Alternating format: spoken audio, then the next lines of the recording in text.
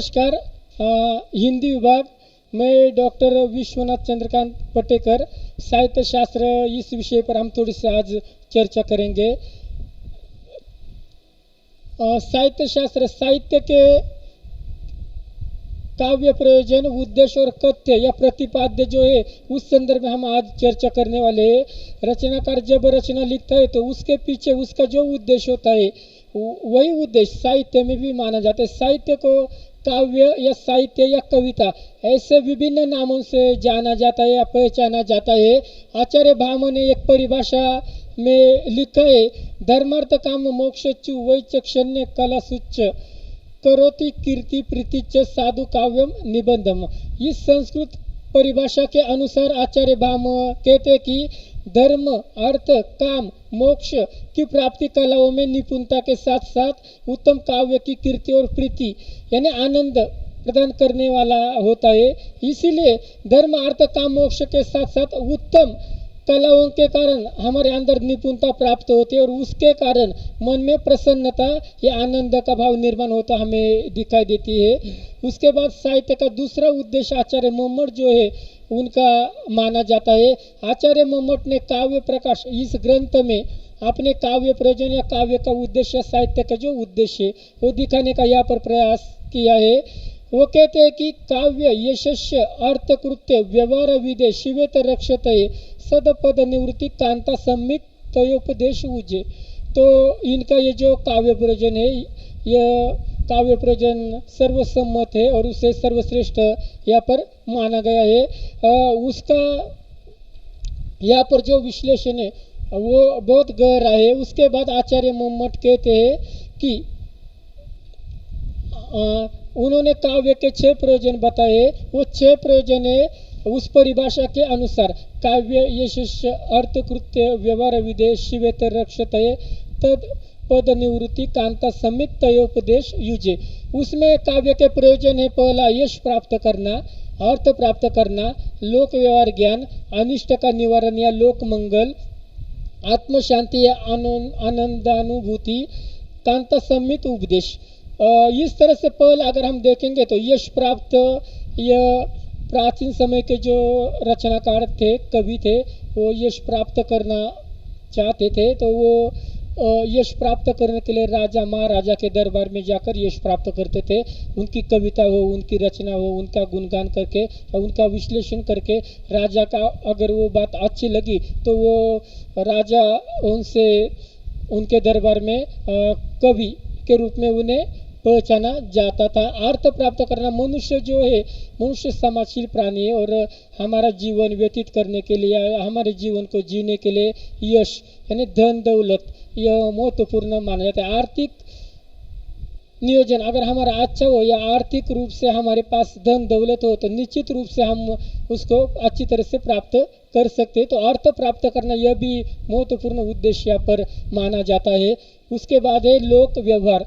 मनुष्य जो है समाजशील प्राणी होने के कारण जब मनुष्य एक दूसरे के सामने वार्तालाप करता है तो अच्छी तरह से उसके सुख दुख को अभिव्यक्त करता है। तो लोक व्यवहार करना यह महत्वपूर्ण प्रयोजन जो है समाज में, यह मम्मट ने बताया। उसके बाद अनिष्ट का निवारण। समाज में जब हम रहते हैं तो विभिन्न रूढ़ी परंपरा रीति रिवाज यह मनुष्य के ऊपर हावी होते हैं।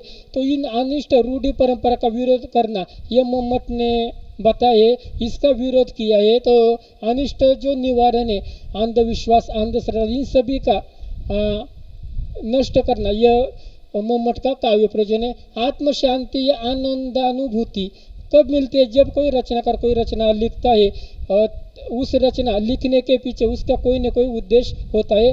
रचना लिखने के बाद उसे आनंद की अनुभूति होती है, हमें यहाँ पर दिखाई देती है। उसके मन को एक तृप्ति या शांति हम कहेंगे वो यहाँ पर मिलती हुई हमें दिखाई देती है। तो आत्म शांति यह महत्वपूर्ण तत्व या प्रयोजन या उद्देश्य या कथ्य मम्मट ने बताए है। उसके बाद है कांता सम्मित उपदेश, यानी प्रिया हो या पत्नी के द्वारा दिया गया उपदेश।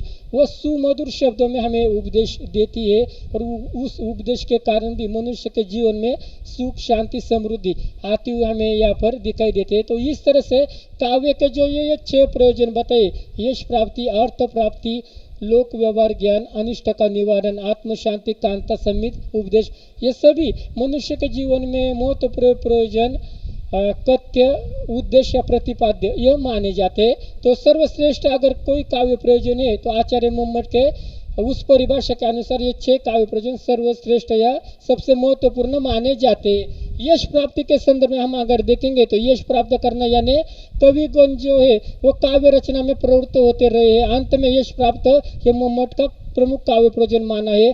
काव्य रचना करके अनेक महाकवियों ने अक्षय यश प्राप्त किया है। उसमें कालिदास है, सूरदास है, तुलसी है, बिहारी है, प्रसाद जैसे अनेक कवियों ने यश प्राप्त किया है। उसके बाद है अर्थ, धन प्राप्त करना।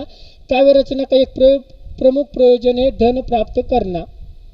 तो उसमें अगर हम देखेंगे तो विभिन्न जो कवि है उसने पद और दोहन के माध्यम से राजा के आश्रय में क्या किया है, अर्थ प्राप्त किया है।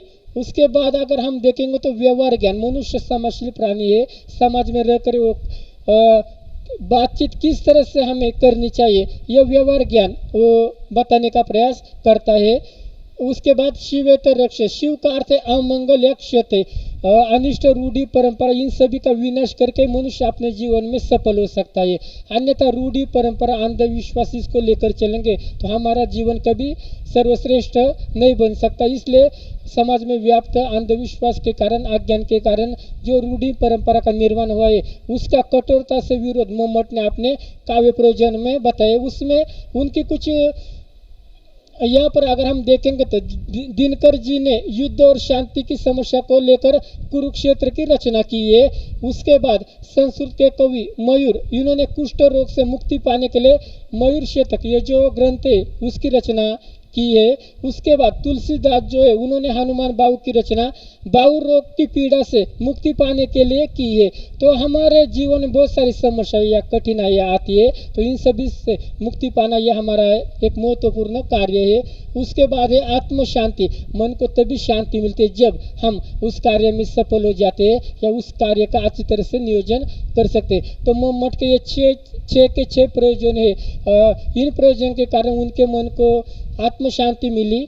उसके बाद अगर हम देखें तो कांता समित उपदेश, कवि के द्वारा दिया गया उपदेश या पत्नी के द्वारा दिया गया उपदेश, उसमें प्रभु समित उपदेश, मित्र समित उपदेश या कांता पत्नी या प्रेयसी के द्वारा दिया गया उपदेश यह आता है। काव्य का उपदेश कांता समित उपदेश माना गया है। ओके, कांता यानी प्रेयसी, मधुर भाव से दिया गया उपदेश कांता समित उपदेश में आता है। और इसी के कारण काव्य जो है मधुर और सर्वश्रेष्ठ बनता हमें दिखाई देता है। उसमें तुलसीदास है, नानक है, ऐसे अनेक कवियों ने या उनकी जो रचना उन रचनाओं के माध्यम से कांता समित उपदेश ये हमें देखने को मिलता है। तो इस तरह से अगर हम देखेंगे तो लगभग ये जो काव्य प्रयोजन है साहित्य शास्त्र में, इन सभी काव्य प्रयोजनों में आचार्य मोहम्मद का काव्य प्रयोजन जो है काव्य यशस्य अर्थकृत्य व्यवहार विदेश शिवेतर रक्षते सदपद निवृत्ति कांता समित उपदेश, ये काव्य प्रयोजन सर्वश्रेष्ठ प्रयोजनों में से माना जाता है। आगे हम अनेक जो काव्य प्रयोजन है अन्य रचना या कवियों के द्वारा लिखित वो हम नेक्स्ट लेक्चर में देखने का प्रयास करेंगे। धन्यवाद।